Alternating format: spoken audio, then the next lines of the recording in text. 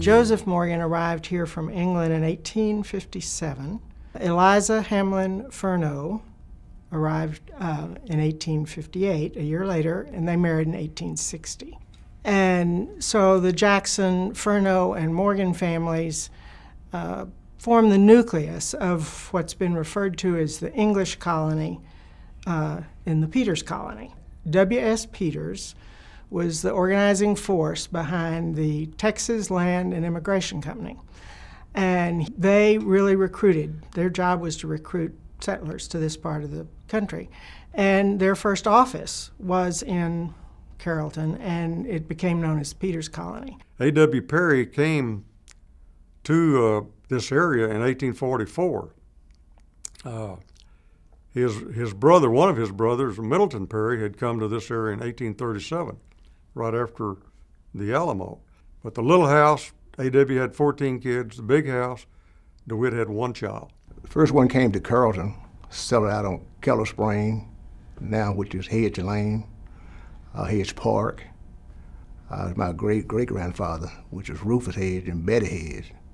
They actually came from Tennessee at the beginning, ended up in Carrollton, Texas in the 1800s, about the 1850s.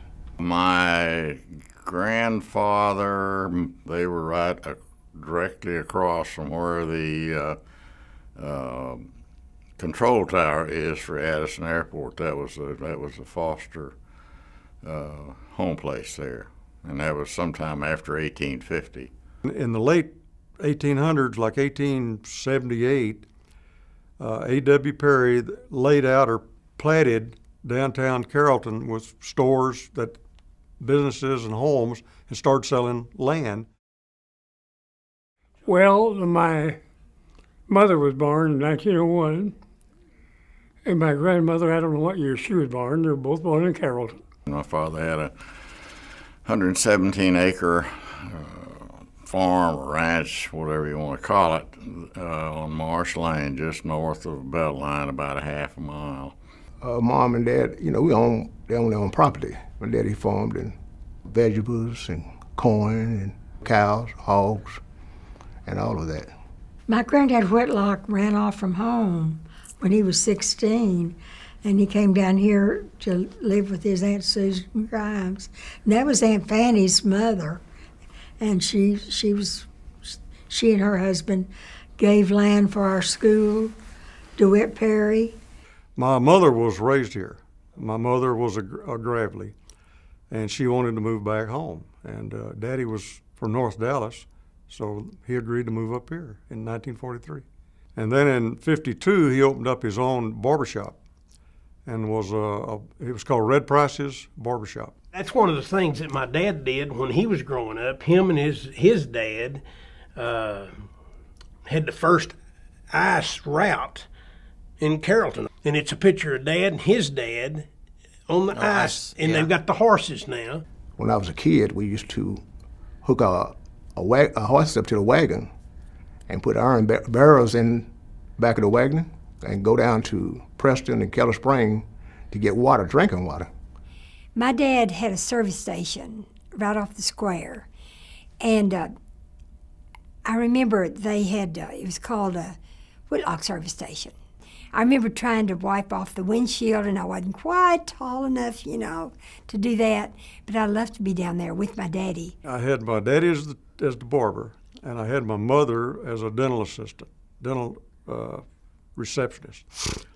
So I couldn't do anything that they didn't hear about before I got home. When he was on the city council, they would meet on Monday night, and he would go to the city council meeting, and it was always really, really late when he came home. And after many, many years, one time we were talking about it, and I said, Daddy, you all really must have had a lot of business to discuss, because I remember I was always asleep by the time you came home. He said, oh no, he said, we took care of the city business in about 30 minutes, and then we played dominoes until about midnight. I used to work right up here on Josie, at McCamey's milk dairy. And they used to go there and milk cows for him. And he used to come and pick me up at 5 o'clock in the morning, And I would take my clothes with me, and I would change my clothes, and I would help him milk his cows. Then he'd take me to school, the color school off of Beltline.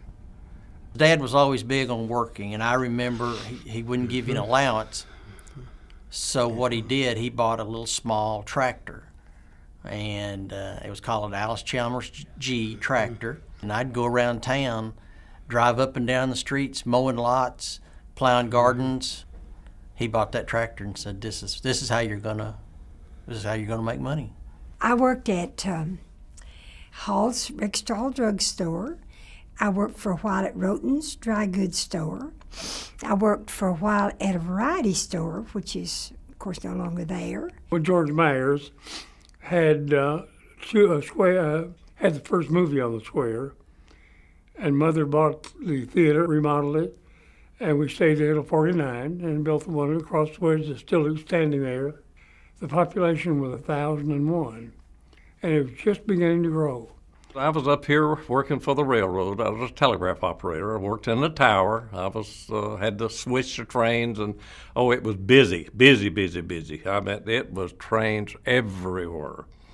And I wasn't old enough to get my driver's license. I will never forget it. The first 8 hours I worked for the railroad, from 4 to midnight at the tower, I had 28 trains to come through Carrollton.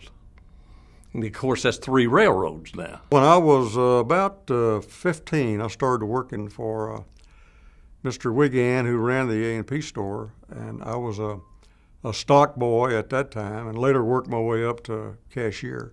And Mr. Wigan would sit us down and tell us how to treat customers and the mannerisms and how to be polite.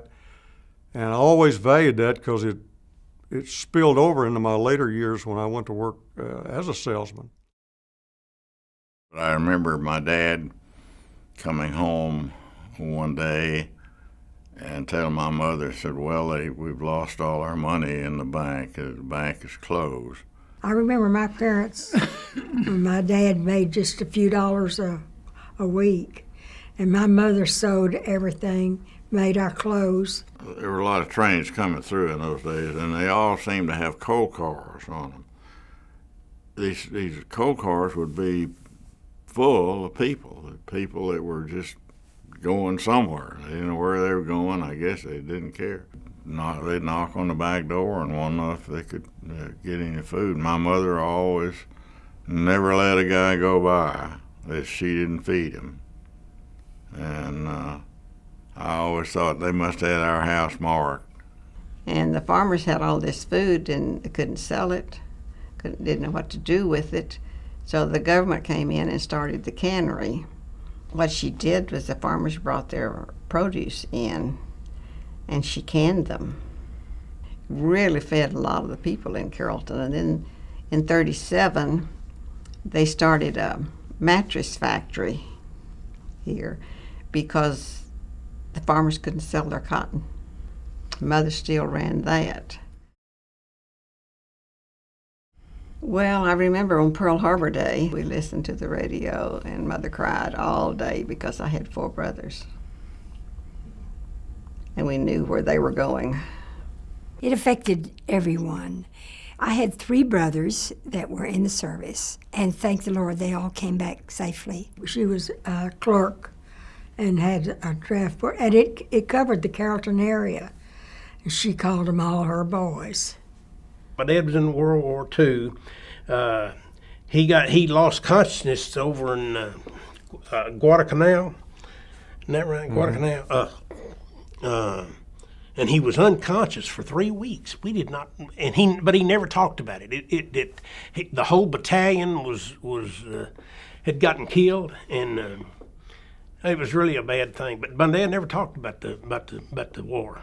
Because I was young, I probably didn't realize a lot of it, but I knew something of the rationing, and I knew that you saved the tinfoil off of your gum and you know, the little things that a child could do. Well, I was right in there doing that because everybody was. It seemed to even really draw people closer because we all met at the post office every morning to see if we heard from our loved ones. I started going to the red brick building, which was the 1st through the 8th grade. There weren't any indoor bathrooms. The bathrooms were outside in a little house out behind. So if you needed to go to the restroom, you had to go outside in the weather and go to the bathroom and come back in. We had a basement. That was where the cafeteria was. And also in the basement, there was a little store that a lady, her name was Aunt Mary Fike, and it was Aunt Mary's store, and she sold school supplies, and she sold ice cream and candy and things like that. And it was so much fun to go to Aunt Mary's. You know, getting in trouble at school was nothing compared to what was going to happen when you got home. I mean, and by the time you got home, your parents ended up finding out about it. My first grade teacher was fantastic. Her name was Ola Good. She had taught for years and years. In fact, she had taught some of my classmates' mothers. In the first grade, I had the same teacher my mother had, Miss Good. It was just a little country school. And then when you finished the 8th grade, you walked across the sidewalk to Carrollton High School. It was a small high school. You knew everybody in the school. Bill had 75. He had about 75 in his senior class, and I had right around 400 in my senior class graduating. So there's a lot of difference, a lot of growth. From high school, you would go to Booker T, Washington. They would bus us to Carrollton, bus us from here to downtown Booker T, Washington. Then sometimes we go up the hill, the old bus smoking. All the kids had to get off the bus. The boys would get behind the bus and push the bus up the hill. And once we get to the top of the hill, we would, the girls get back on, we take off again. My mother, Annie Hedge Rainwater, she put a suit against the school district, and it came against the school district here in the city. She won the case in '63. Then from that time, it got better and better. We had parades down on the square, always the parades. There would be horses and would be floats. Everybody was there, you know. Had some really good teachers. Had an English teacher, Georgia Ogle, that I just really, really loved. And she was so good that she even got senior boys to love Shakespeare. My brothers, 2 of them, played football. And it was just out on that grass, no lights. We'd park cars around the field for lights. The whole town would turn out for the football games. We played Richardson, Garland, played Louisville. We scrimmaged Highland Park some, and so, you know, we scrimmaged Doak Walker when he was going out there. Oh my goodness, Highland Park was because they had the money and we didn't. Then you had Cold Dairy Mart on Josie at Beltline there, but where the Firestone store is now. It was almost like a Dairy Queen. And Mr. Cole fed all the Turner football stadium guys when they played football on Friday night steaks to keep them up so they played good. There was a victory bell on top of the gym. And if we won the game, some of the football players would climb up the ladder and get on top of the gym and ring the victory bell, which you could hear all over Carrollton. Mother made my skirt. The first 2, both years that I was cheerleader, I still got them. I slaved them. I can't wear it anymore, remarkably. It was a really fun time. Carrollton was a good place to grow up. We had no TV, so we listened to radio. We had our regular radio shows, and we would play games or do something quiet while we listened to all our favorite shows every night, just the way people do TV today. And we had no air conditioning, so the kids played outside nearly all the time. And if the weather was nice, and we rode bikes all over town. When we went out every morning, we created the world. And there was a kids' town and an adults' town, and they laid across each other. And you could lay one map over the other one, you know. But while they were building their worlds, we were building our childhood worlds. And I mean rich with imagination and creativity. I never had a girl's bicycle. My brothers finished with theirs and handed it down to me. So I had this old rusty red maroon-colored bike that I rode all over the town. We'd go out in the morning and we'd start riding bikes and we'd go all over town. If we saw somebody we knew, we would stop at their house. Our parents didn't worry about us. We'd ride our bikes down the Trinity River, swim in the river, swim in the old gravel pits, the old Perry gravel pits. We'd all get together and go out and swim in the gravel pit and have picnics out there. There was a wonderful big creek that ran through my parents' land and down and then south toward Dallas. And the creek was a Tolkien landscape. We were the little hobbits, and we had mountains and we had cliffs. On Saturday afternoon, all the kids went to the movie, to the matinee. And I can remember that it cost 9 cents when I first started going. You either went to the movie show or you went and played cards. You played dominoes. Everybody played dominoes. In North Dallas, we'd have to go there for nightlife, you know. And now and then we'd find some.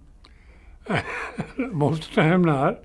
Several of the girls would get together and go down to Joe Stout's cafe, and we would have French fries and gravy. Then we would go over to the movie. We had one show, that was the Plaza, and then that's where the guys were, because we'd meet them at the movies. Pop Woods, who was the night watchman, was on the square, and he was sitting in his car. I don't know if you know this or not. And you could go over to him, and he would let you in the Rainbow Pharmacy. And he would fix malts or whatever you wanted to drink. And we'd sit on the bar stools, you know, in front of the counter and drink our malts. After you got through with your malts, well, he would wash the dishes, clean it up. We'd put our quarters on the cash register. You'd eat your ice cream and go home, and he'd get back in his car and wait till somebody else came back. In high school, several of us had cars, and we formed an old car club called the Carrollton Rats. So we had a lot of fun souping up our old cars, so to speak. Saturday night, Sunday afternoon, just kind of automatic that, you know, you'd meet the kids on the square.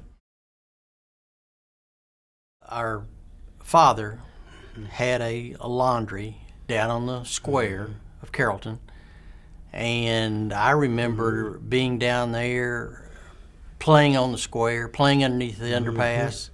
It was the hub of all the activity in Carrollton. Everybody did their shopping on the square. This was a farming community, and most of the people lived on farms, and they'd come into town on a weekend and do their shopping. And my gosh, on Saturday afternoon, there'd be hundreds and hundreds of people coming to town. And a lot of evenings, the A&P would bring in a couple flatbed trailers, throw some straw up on these flatbed trailers, and they'd have a fiddling contest or square dancing. One time they had greased pigs that turned loose. We had a carnival every year, and that was a lot of fun. And that was really a big deal.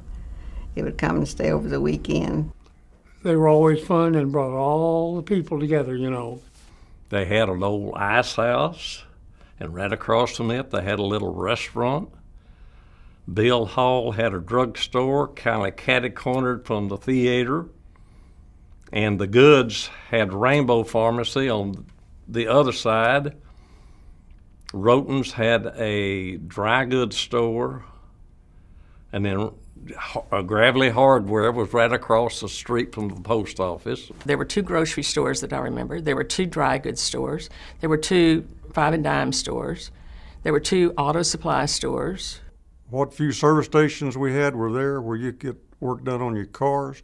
You had the theater, you had the post office, you had the meat market, barbershop, bank. It was all right on the square. You knew all the merchants. Mm-hmm. All the merchants knew you. Many of the stores even had, you could go and buy anything you wanted and charge it. And they would put it with all your other tickets, and then at the first of the month or whenever you got ready to pay your bill, you just pay for the whole month. The square became a congregation point for teenage boys. We'd take our cars down there and line them up, sit on the fenders, and tell jokes and make the cops mad. That was the place to be. And just driving down and sitting on the square, looking at people passing by and going around shopping and visiting with friends. You'd walk around the square and you'd speak to everybody you met because you knew everybody you met. Carrollton was in a boom. It really was in a boom. I meant they had 2 big lumber yards here then, Blanton Grain. My grandfather built himself a little grain and feed empire across North Texas. And I really think the Blantons helped to put Carrollton on the map. On the Katy, there was Black and Grain, which was big. And then on the Frisco, there was Inca Metals. The first frozen food locker plant in the state of Texas was on the square. And that's where the antique store is on the east side. There was a Dr. Fiegel who brought me into the world and brought my brother into the world.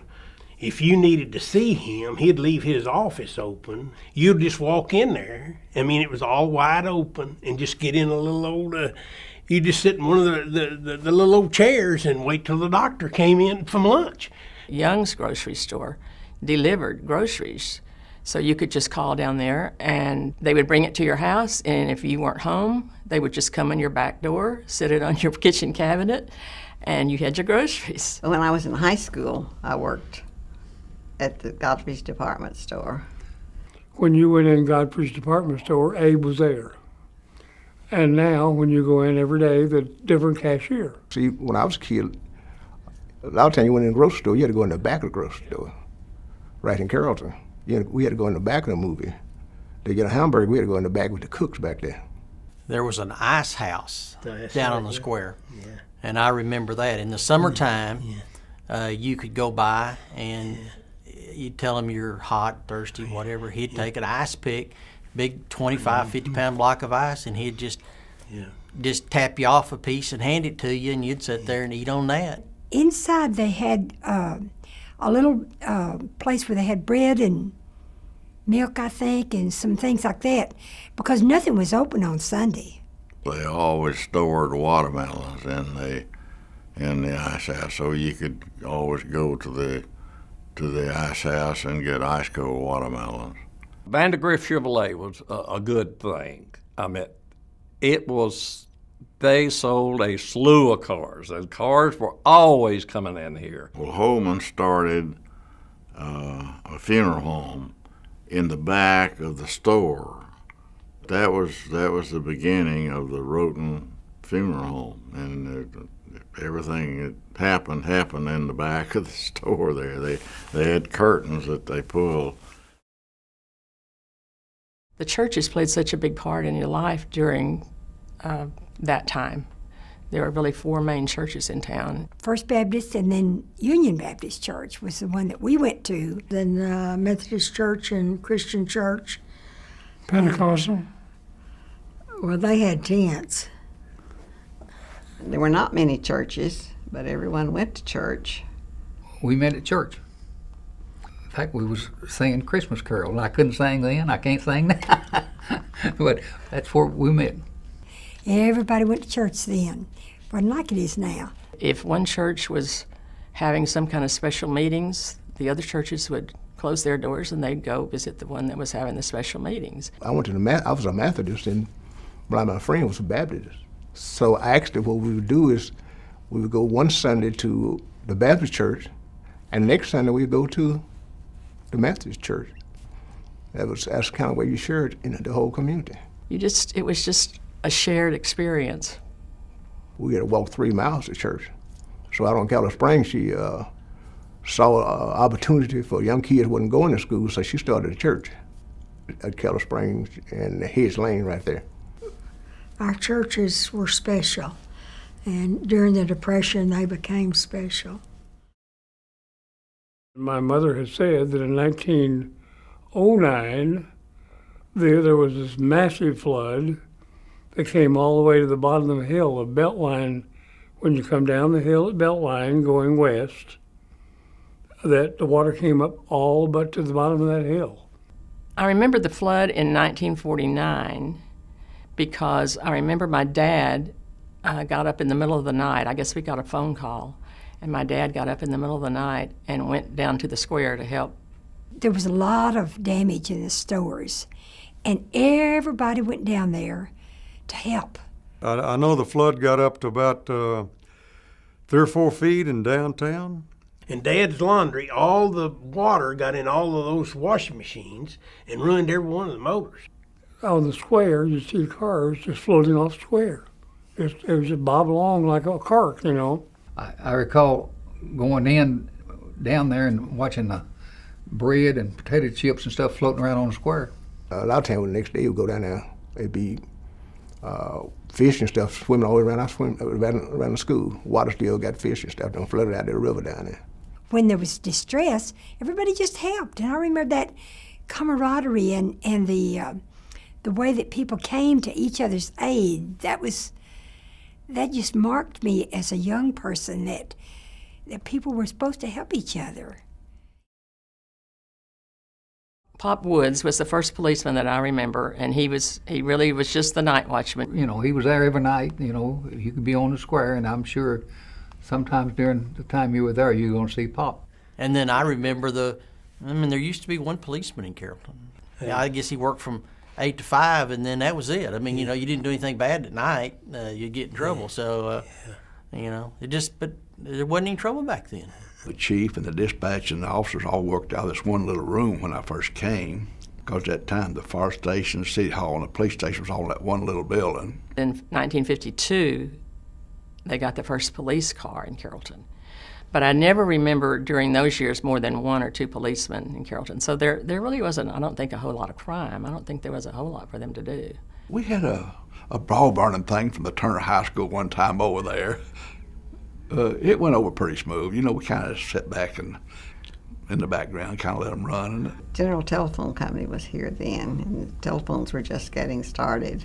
But I was the operator, and you couldn't call anyone without going through the operator. You couldn't dial a number. You had to pick the phone up, and you got an operator. And her name was Katie. I'll never forget it. And she knew every gossip that was going on in Carrollton. So. And when there was a fire, they called us. We had to blow the fire whistle. After the fire whistle blew, the first person that got to the fire truck drove the fire truck. The volunteer fireman would come in. The first one that was there would always write on the blackboard where the fire was. And so when the other firemen would come up, volunteer firemen, they would just drive by, see this big old blackboard that said go to Josie and Denton Drive or something. And they'd just take off, and that's where they'd go. So when you'd hear the siren go off, you'd always get on your bicycle and go by and see where the fire was. If it's close enough, you'd ride your bike there. And if the truck went out on Belline Road East, there'd be a great line of cars, following me included, to watch them fight the fire. So that was great fun. And he said that the fire truck was really old and it didn't run very well, but this time he was driving the truck to the fire, and he said there was a dog running along beside the truck, and the dog got to the fire before the fire truck did. I carried mail here in Carrollton for 25 years. The route I had was 10 miles long. I walk out and walk in. The only time I was ever bitten was by a chihuahua. I could spit on him and drown him, but he nipped me in the heel. The most exciting thing in Carrollton when I came out here was the rodeo, the July the 4th rodeo, one of the biggest little rodeo. We used to have barbecues on the 4th of July at Joseph Ranch. It was a working ranch then. Everybody dressed in their Western clothes on July the 4th and burned up, you know, but it was pretty neat. And of course everyone was there. You had to get there early to get a seat. It was a real ranch, working ranch. Mr. Josie owned it, and there was across the road from it, for a while there was buffalo, and then for a while there were longhorns. I spent the night in the hospital for observation. I got hit upside the head with a bull. It was a very big affair for Carrollton. Bear Young, that had a grocery store, Mr. Good that had the drugstore, the Sewells that owned the little variety store, the Godfreys, the Rotens, the Lowrys, the Gravleys. Oh my goodness, there were so many people that had such an impact on my life. Woody and Bear would go around the square and collect what these kids wanted at Christmas, and I would take take them to them.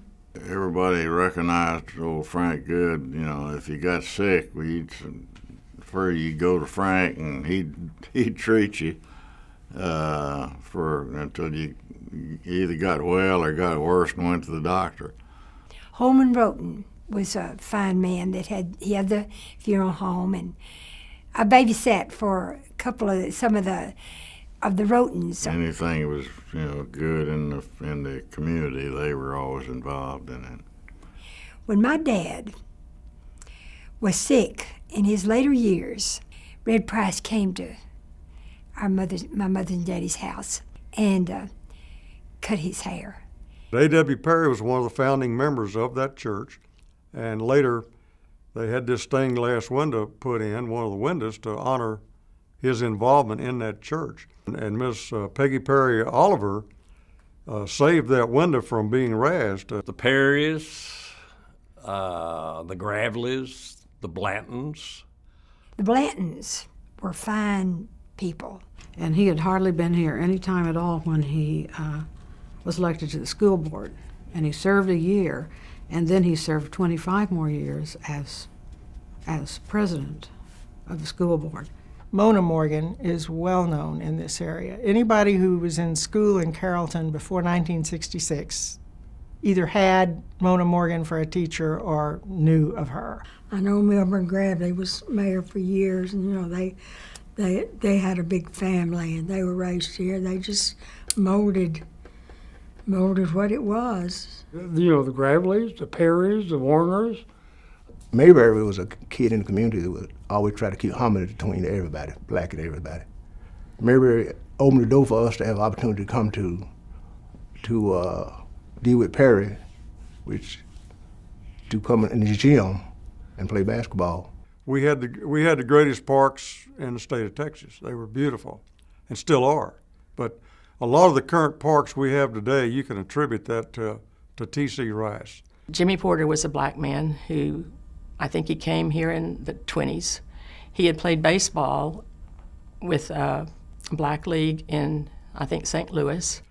But he would walk the streets with a baseball bat and glove and a ball looking for kids to play baseball. And subsequently, all the boys in town knew him and loved him. I remember watching them walk down the street, and Jimmy Porter was leading the way with his bat and his glove, and 6 or 8 little boys just following behind him like he was the Pied Piper, they were walking down to the baseball field. On Josie Lane, they eventually named a baseball field for him. Carrollton was such a small town that everybody knew everybody else. If you didn't know anybody and wanted to know anything, you picked up the phone and asked Katie. So she knew everything. You knew everybody. Yeah. You knew everybody. And you knew the parents, you knew the teachers. Very, very few people that you ever ran in Carrollton that you didn't know. And there's always somebody that knew you, always somebody that was looking out after you. Mm-hmm. You got to know people, and you took care of each other and watched out after each other. The town took care of their own.